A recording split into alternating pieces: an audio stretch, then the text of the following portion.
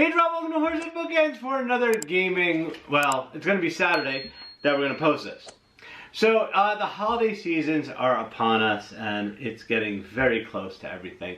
And we thought that since we enjoy board games, and most people watching probably enjoy them as well, if you're looking for a game for a board game friend, because I know it's almost impossible to get anything for me because of my collection, and I'm very picky.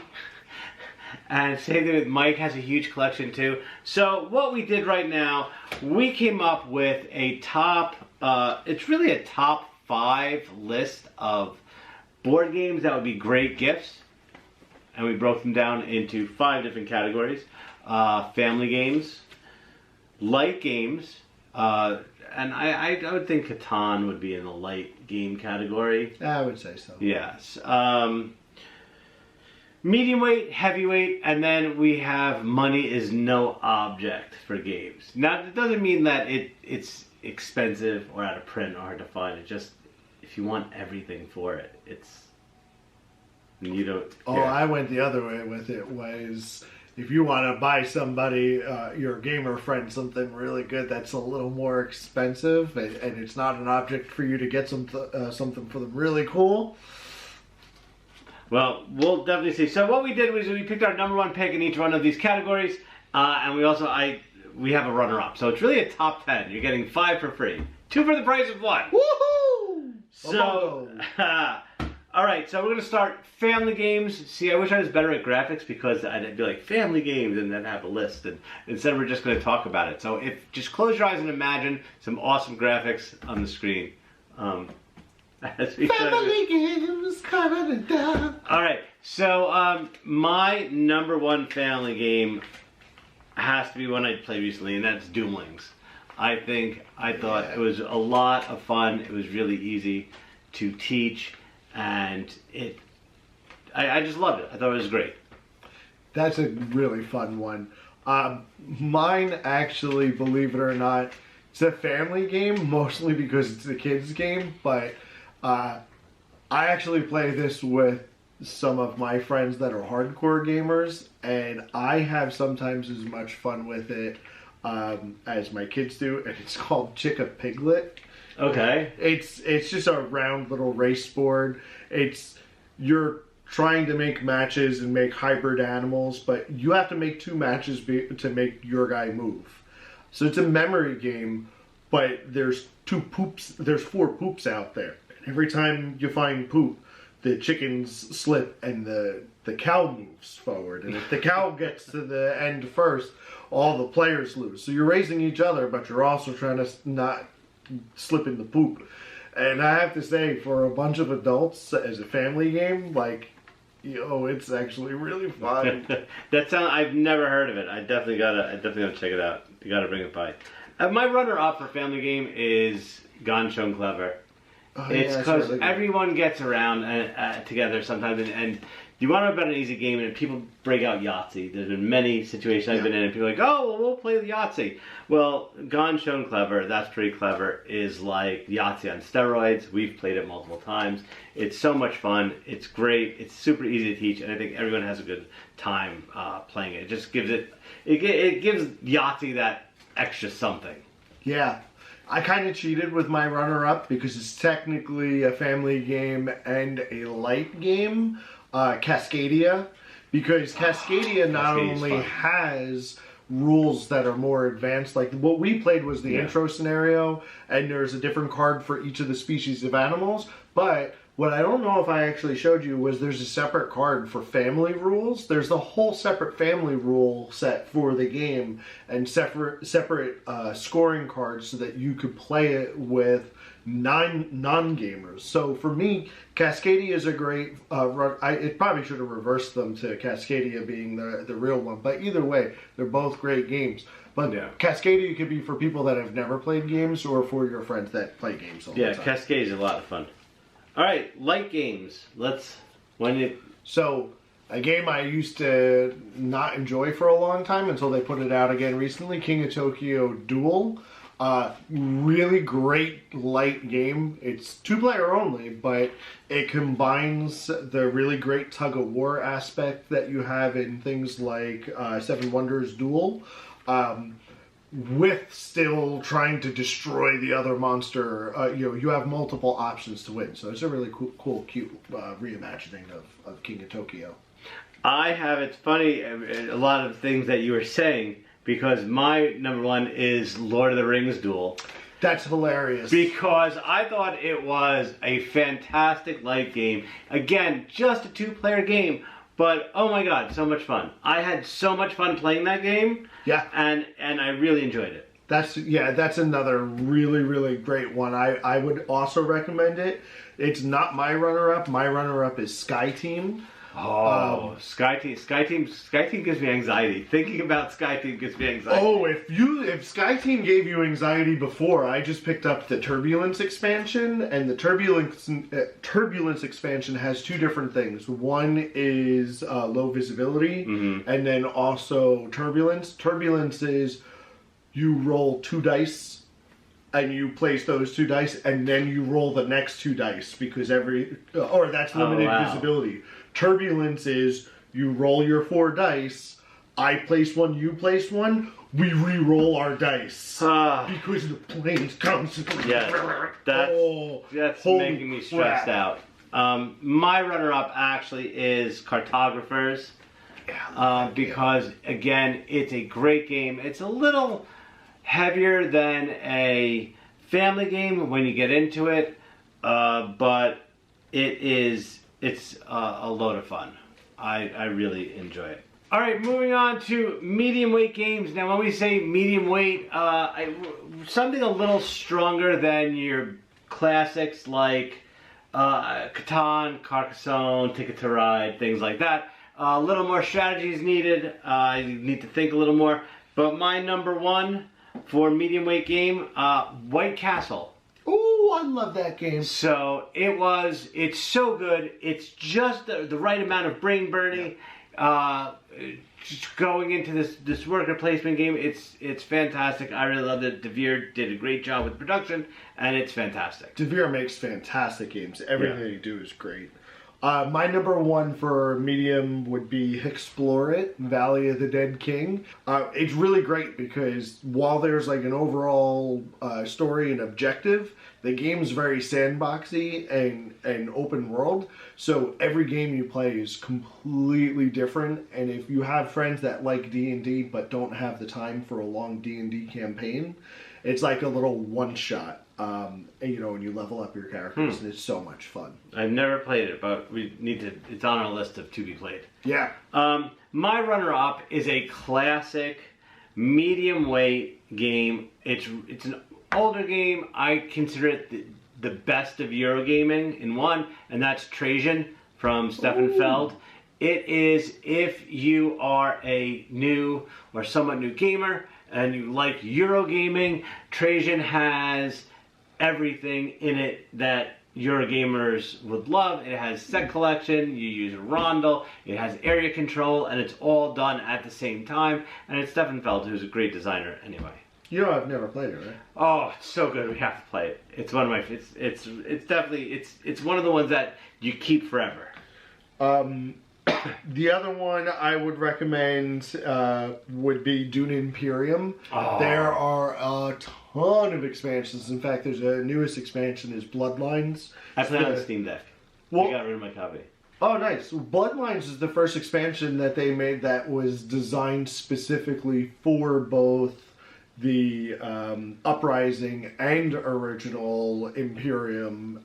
So there are two independent games.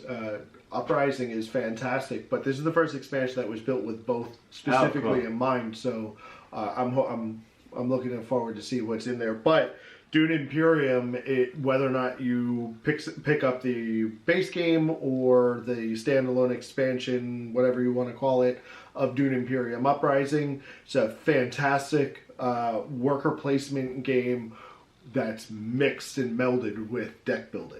Yeah, it's a lot of fun. I said I have it on Steam Deck. It's such a good game.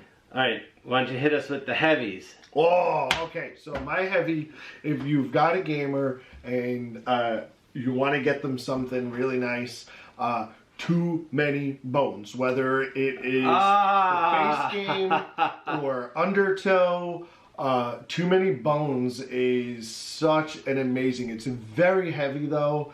I mean, weight-wise? Yeah, and a lot of rules. There's a lot of rules, but the storyline is fantastic. Oh, yeah. The dice rolling combat is great. The way the enemies are poker chips. Just and the way you upgrade your character, and you have to choose, you know, what you're going to upgrade to next, and you're getting new skill dice to roll.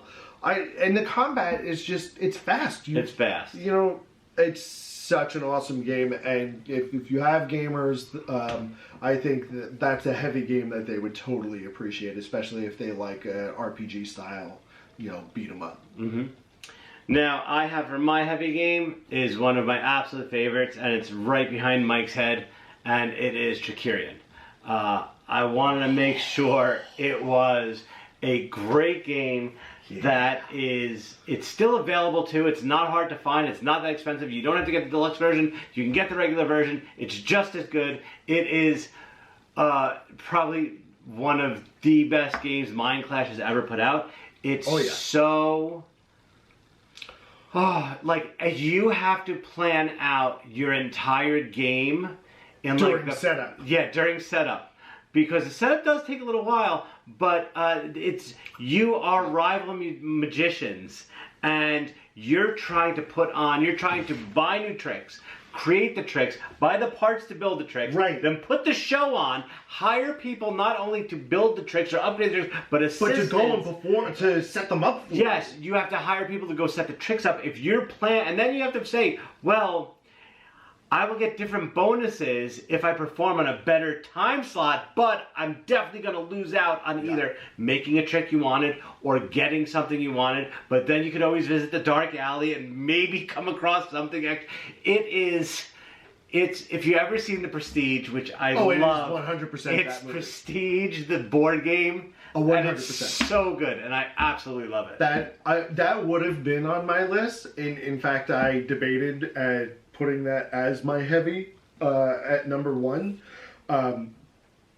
By far, hands down, one of my favorite games I have ever played in my entire life. But when I say you need to be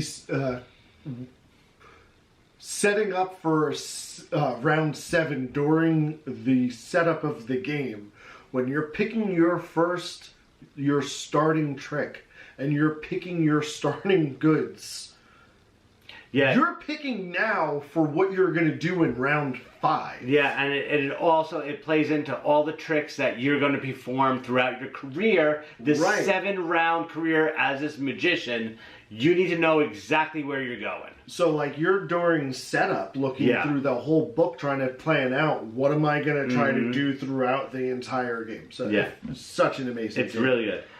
So, while I didn't go with that one, I'm glad you did, because I went with a different one by Mind Clash Games, which is another one of my favorites of all time. Behind all these Post-it notes. Which is behind all of these Post-it notes, and that is Anachrony. Anachrony is by far one of my favorite worker placement games. The difference between I could send certain people here on my own board, but I need a suit and I need power to send them out into the world, otherwise they're going to get irradiated and all messed up. And if I send the right type of worker, I'm going to get a bonus. And I don't have these goods now, but I can get it now. I'll have to send it back to myself from the future. But if you mess up, you create an anomaly. Right. Now, that messes up the entire timeline. 2 turns from now, I've got to go to this space because I've got to get those 2 ore because I've got to send it back in time now. Oh my god. Otherwise, I'm going to create an anomaly. Oh, so God, good. It's so amazing. It's a great game, and it's right there. But my heavy runner-up is one of my favorite games of all time, and Mike wasn't very thrilled with it, and that's Brass Birmingham. It has been on, like, it's been in the top 10 board game geek games for years and years and years. It's a fantastic game. I did a crap job teaching it. to Mike. So I guarantee if we play it again, he'll have a better time because now he understands that you basically have to set yourself up for the second half of the game. And if you're not doing it right, it can really come to bite yourself in the ass. Even though he destroyed me in the game, I came in really last. But Brass Birmingham... You're still cranky. Yeah. Brass Birmingham is so good. I absolutely love the game, and it's fantastic. Okay, so now we're going into the territory where you and I kind of went completely cross. Well, not necessarily, because... Money's no option. Now, this would be like, if it doesn't matter what the game is, you're going to get this for the person. And there's no restrictions. My pick is one that Mike already mentioned, and that is Too Many Bones. The entire trove chest, I think it's like right behind me over the shoulder. There's so much content. It's all in. You're looking at least a lot of money. Oh man, it's a lot of money. Close to 800 maybe? If not, if you're going to get all the logbooks too, because they don't make them anymore. You have to get them secondary market. Right. And they're very hard to get. They've made these. They don't make the pop-up book anymore either. Yeah, the pop-up book. I have the pop-up book too. It is, because the game is so good, it's such a great RPG. It is. It is heavy, but if money is no object, I would definitely, that's my number one go-to. So yeah, I mean, then we're on the same page, because my number one, if I had all the money in the world, if the number one thing I would gift every one of my gamer friends would be everything for Cthulhu Death May Die. Oh God, I want to play it so bad. Everything for Death May Die, including the newest campaign, which is currently... I just saw it. You're getting it, right? Oh, of course I'm Good. getting it. I want to play it. Giant Godzilla. Of course I'm getting it. All right. That would be mine. It's such a great entry into the Lovecraft mythos, where the more you go insane, the stronger your character gets, and it's just a blast every time I've played it. Now, my runner-up is a little weird, because I was thinking about which way to go with this. Are we going over quantity, or are we just going for quality? And I kind of went with quality on this one. Oh. And for my runner-up for Money is No Object is Dungeon Quest. The game is way, like, over the $200 mark. It's not anything special, but for pure fun dungeon crawl, because it's not made anymore, that really is my go-to for a gamer. If Money is No Object, it's so good, and it's so worth it to have in your collection. My number two is Kingdom Death Monster. Another one that this is one I actually had and I sold after a while, not because I didn't like it, just because I ran out of space, and but it was by far one of the coolest experiences I've ever had. Building the miniatures, playing through, fights and leveling up and seeing how far my characters went before they died and what type of conditions they got.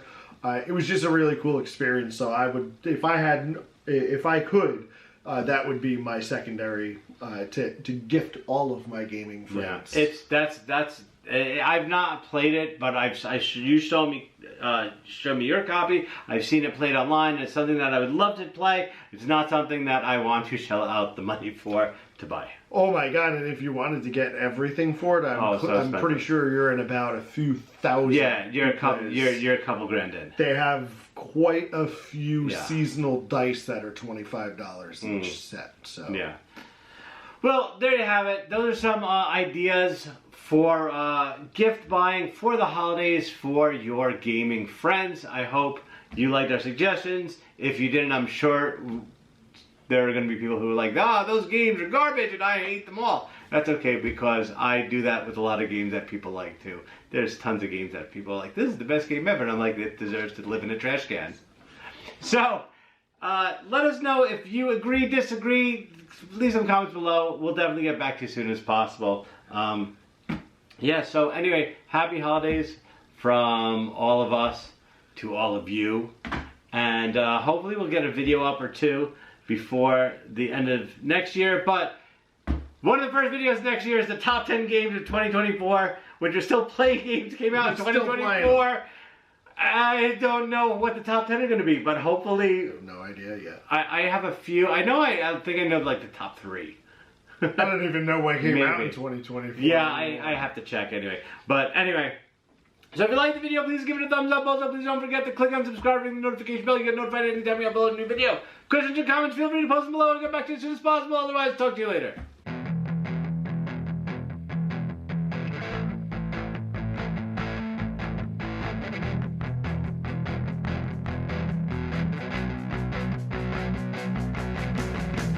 Shit!